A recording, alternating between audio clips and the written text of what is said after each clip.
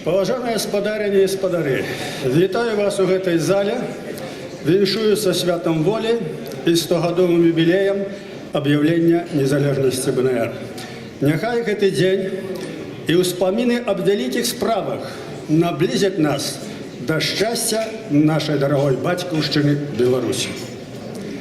Мой даклад прысвечаны значэнню незалежнасці БНР у гісторыі беларускай нацыі. Пасля Берасцейского міру і падзелу Беларусі на сферу ўплыву, Беларуская Народная Рэспубліка, створаная 9 сакавіка 18 года, ужо не магла быць у складзе Расіі і залежыць ад Масквы. Яе ліквідавалі б сілай і адміністрацыйным шляхам. Аб'яўленне незалежнасці БНР вынікала з абставінаў, дыктавалася логікай палітычнага існавання. 25 сакавіка 1918 года прымаецца трэцяя ўстаўная грамата БНР, ад якой пачынаецца новы адлік беларускай нацыянальнай гісторыі. Вось гэтыя найважнейшыя словы. Мы, Рада Беларускай Народнай Рэспублікі, скідаем з роднага краю апошняе ярмо дзяржаўнай залежнасці, якое гвалтам накінулі расійскія цары на наш вольны незалежны край. Ад гэтага часу Беларуская Народная Рэспубліка абвяшчаецца незалежнаю і вольнаю дзяржавай. Берасцейская мірная дамова скасоўвалася, дзяржаўнай мовай аб'яўлена беларуская мова, сталіцай БНР стаў горад Менск. І цяпер давайте глянем, што гэта ўсё абазначала ў кантэксце жыцця і развіцця беларускай нацыі. Пра што сведчыла?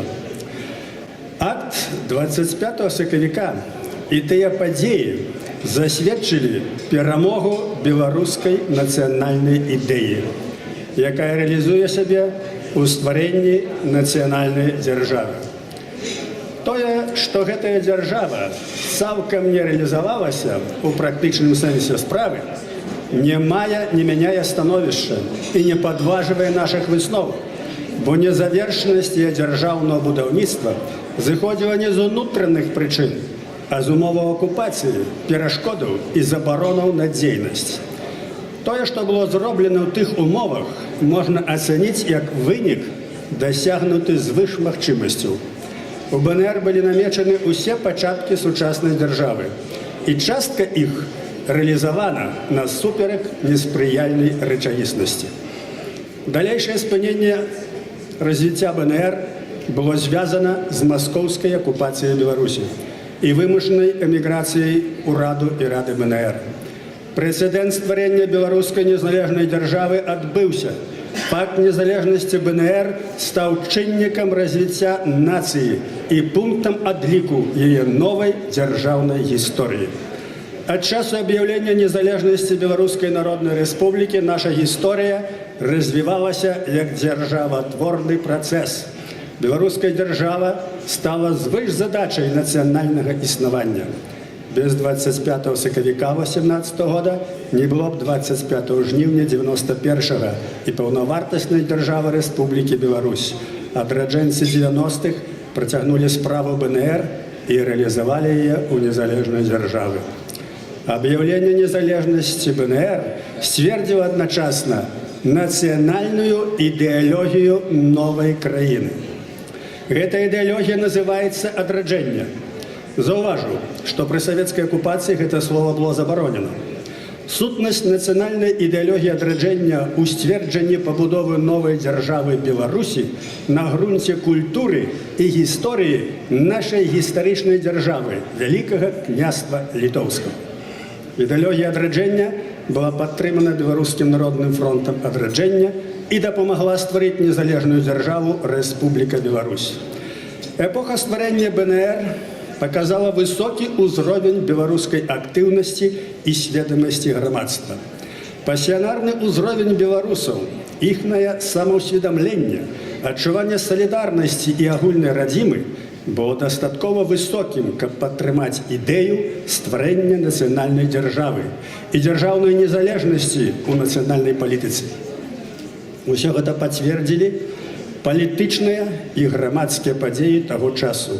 Стварэнне незалежнай дзяржавы БНР натуральна вынікала з грамадска-палітычных абставінаў, у якіх жыло і развівалася беларускае грамадства. Трэба адмаўляцца ад сялянска-народніцкіх стэрэатыпаў таго часу пра цёмных сялян, тутэйшых, ды ад літаратурнага плачу пра народ, які сляпы нібы крот. Былі і сляпыя, але былі і ведушчыя. Былі ведушчыя, што стварылі БНР, і нават аддалі за яе жыцці, баронячы Беларусь ад маскоўскай арды пад Слуцкам, Вызнай ды Грозавым. Такі ўзровень нацыянальнай пасіянарнасці, як у 17-20 гадах, быў у беларусаў яшчэ толькі ў пачатку 90-х гадоў, у часы стварэння Беларускага народнага фронту. І як у 1918-м з'ява замацавалася стварэннем новай незалежнай беларускай дзяржавы. Сумяшчэнне чыннікаў нацыянальнай актыўнасці і салідарнасці беларусаў са зместам акту 25 сакавіка і з аб'яўленнем незалежнай дзяржавы сведчыць пра канчатковае сфармаванне новай беларускай нацыі і пра гістарычнае замацаванне новай нацыянальнай назвы краіны – Беларусь. Усе закіды і роспачныя ацэнкі пра нібыта несфармаванасць, недапечанасць нацыі – гэта рыторыка, якая вынікала з акупацыйнага стану, з акупацыйнай палітыкі і прапаганды, у тым ліку і з цяперашняй разбуральнай палітыкі унутранай акупацыі. Беларуская нацыя канчаткова сфармавалася, дарэчы, як і украінская, і прыбалтыйскія нацыі, у першай чвэрці 20-го стагоддзя. У той час адбылася апошняя хваля еўрапейскай нацыятворчасці. Фармальны вынік яе ідэйнага завяршэння ў Беларусі 25 сакавік 1918 год. Гэты ж дзень з'яўляецца фармальным пунктам адліку сусветнага прызнання новай назвы краіны Беларусь. Змена этноніма адбывалася ў складаных абставінах, але ў цэлым характарызавалася як натуральны працэс фармавання нацыі і нацыянальнай літаратуры ва ўмовах татальнай забароны беларускай мовы і непрызнання яе расейскімі царскімі ўладамі. Рашаючае слова сказала беларуская літаратура як першасная нацыятворная чыннасць. У нацыябудаўніцтве, у абставінах, якія склаліся, назоў Беларусь гэта быў аптымальны выбар. Праблемы, якія ўзнікаюць у сувязі са спалучэннем старой назвы Літва і новай Беларусь, гэта перш за ўсё ёсць праблемы палітыкі і ўплыву антынацыянальнай прапаганды, але не этнанімікі, не нацыялогіі. Нацыянальная ідэалогія адраджэння дае адказ і спосаб збалансаванага вырашэння назыўнога пытання дзяржавы. Актам 25 сакавіка былі акрэсленыя асноўныя дэмакратычныя свабоды новай краіны ў сацыялістычным іх разуменні. Істотным для нацыянальнага існавання дзяржавы было, аднак, азначэнне тэрыторыі і межаў Беларусі, адлюстраваных пазней на мапе. Фактычна, гэта мапа этнічнага рассялення беларусаў і гучання беларускай мовы, якая супала цалкам з межамі Вялікага княства Літоўскага без Жмудзі і Украіны. Аб'яўленне незалежнасці БНР сцвердзіла новую сталіцу дзяржавы – горад Менск. Гэта быў вымушаны крок, які вынікаў з абставінаў. З прычыны вайны і прыфрантавога становішча Менск моцна павялічыўся і стаў цэнтрам грамадска-палітычнага жыцця. Вільня з 1915 года была аддзелена лініяй фронта і апынулася ў глыбіні нямецкай акупацыі. Уплыў яе змалеў. Стаўка на Менск была правільнай, давала магчымасць уплываць на падзеі і захаваць усю Беларусь. Неабходна было нейтралізаваць тут, у Менску, антыбеларускія сілы, не даць ім магчымасць кансалідавацца. Арганізацыя беларускага кангрэсу ў Менску – выдатная ў гэтым сэнсе беларуская палітычная перамога. З другога боку, пакіданне Вільні на перыферыі беларускай палітыкі спараджала пагрозу яе страты ў будучыні. что и сталося. Это колоссальный удар по белорусской нации. Але тады, у 1918-м, не абраўшы Менск, можно было страціць яшчэ больш. Надзвычай важным дасягненнем акту 25 сакавіка стала сцверджанне і сакралізацыя дзяржаўнага гістарычнага герба пагоня і бел чырвона-белага дзяржаўнага сцяга. Прытым прыняцце дзяржаўных сімвалаў адбывалася на высокім геральдычным узроўні. Тут засведчана еўрапейская геральдычная культура. Герб пагоня быў шырока вядомы, і тут не ўзнікала пытанняў. Лічыцца, што сучасную кампазіцыю дзяржаўнага бел-чырвона-белага сцяга прапанаваў Клаўдыюш Душдушэўскі. Істотна ў гэтай кампазіцыі тое, што зроблена яна па класічных правілах геральдыкі.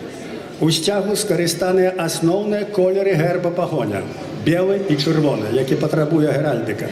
З іншага боку, бел-чырвона-белае палатно, ці інакш белае палатно з чырвонай паласой – гэта мадыфікацыя сімвала святога Юрія, які звычайна пазначаецца ў вобразе чырвонага крыжа на белым фоне. З бел-чырвона-белай харугвай ёсць шмат абразоў Ісуса Хрыста. Бел-чырвона-белая апаска ўжываецца ў аблачэнні праваслаўных і уніяцкіх епіскапаў. Бел-чырвона-белыя колеры тыповыя для аўтэнтычных беларускіх народных строяў. Усё гэта кажа пра глыбокі гістарычны кантэкст беларускага бел-чырвона-белага сцяга, сведчыць пра геральдычную культуру дзяржаўных сімвалаў БНР. У трэцяй устаўной грамаце сцверджаны найважнейшы чыннік існавання беларускай нацыі – дзяржаўнасць беларускай мовы. Дзеячы БНР услед за Багушевічам цудоўна разумелі, што беларуская нацыя – гэта ёсць беларуская мова. Тут асаблівасць з'явы. Яе, дарэчы, на сённяшні дзень выдатна ведаюць усходнія ворагі Беларусі, але не ў стане зразумець некаторыя беларусы, прапушчаныя праз расійскія школы. Аналізуючы ўтварэння Беларускай Народнай Рэспублікі, звяртаем увагу на юрыдычна бездакорную працэдуру яе арганізацыі і легітымнасць існавання. Ланцужок такі. Скликаецца беларускі кангрэс з найшырэйшым прадстаўленнем усіх тэрыторый, партый, арганізацый, нацыянальных мяншыняў і групаў насельніцтва. Каласальнае народнае прадстаўніцтва. Перад збройным разгонам кангрэс выбірае раду ўсебеларускага кангрэсу, якая атрымала юрыдычныя паўнамоцтвы на далейшую пабудову беларускай дзяржавы. Потым рада стварае выканкам. Выканкам аб'яўляе сябе уладай у краіне, стварае ўрад, стварае Беларускую Народную Рэспубліку, якая заяўляе пра сваю незалежнасць. Легітымнасць рады БНР непадважальная. Дзеячы і заснавальнікі БНР паказалі пакаленням наперад добры прыклад, як трэба адстойваць інтарэсы Беларусі. Але што характэрна, гэтае слова «інтарэсы» амаль не гучыць. Усюды і па сённяшні дзень гаворыцца пра ідэалы, якія сцвердзіла Беларуская Народная Рэспубліка. Гэтыя ідэалы – вольная Беларусь, незалежнасць, беларуская мова, дэмакратыя, непадзельнасць айчыны. Утварэнне і аб'яўленне незалежнасці БНР сцвердзіла гістарычна новую беларускую нацыю, новую беларускую дзяржаву, новую сталіцу, гімн і дзяржаўныя сімвалы, гістарычную тэрыторыю і гістарычную перспектыву беларускага народа. Сэнс гэтай з'явы можна выкласці у двух словах, якія я прапаную адліць золатам і выбіць на камені, дзе напісана «Беларусь навечна». Так будзе і так павінна быць. Жыве Беларусь, слава айчыне!